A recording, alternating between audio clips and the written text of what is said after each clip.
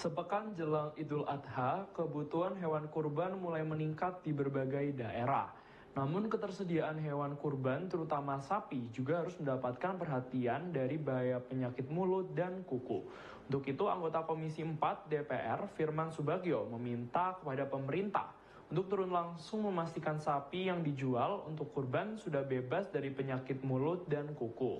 Pemeriksaan ini penting agar daging sapi yang nantinya akan dibagikan merupakan daging sapi yang sehat dan bebas dari penyakit.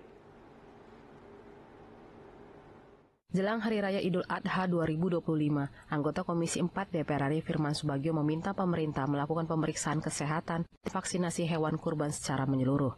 Pemerintah harus memastikan hewan kurban bebas dari penyakit mulut dan kuku atau PMK. Firman Subagio mengkritisi pemerintah karena hanya menyediakan 4 juta dosis vaksin PMK. Menurutnya, angka ini masih jauh di bawah kebutuhan real di lapangan. Meski vaksin PMK bisa dibeli secara mandiri, ia menilai keterbatasan dokter hewan di daerah juga menjadi kendala. Firman menegaskan, pemerintah harus mengantisipasi hal ini dan memastikan wabah PMK tak merebak di tanah air.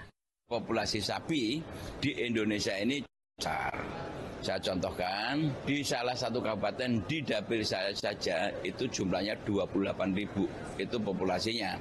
Kemudian di Kabupaten Blora itu 28.000, di Kabupaten Gerobokan kurang lebih 20.000, artinya sudah 2 kabupaten 48.000. Kalau nasional, kamu bisa bayangkan, yang saya khawatirkan itu nanti menjelang hari H, tiba-tiba muncul yang namanya musibah besar, yaitu penyakit kuku mulut. Kan ini semua kan sekarang kan semua penyakit menjadi desain karena ada kepentingan bahwa supaya pertama sapi yang ada di dalam negeri dijual murah, ditakut-takuti nanti kena dampak daripada penyakit kuku mulut. Kedua, supaya sapi dalam negeri nggak dipotong tapi yang masuk adalah impor.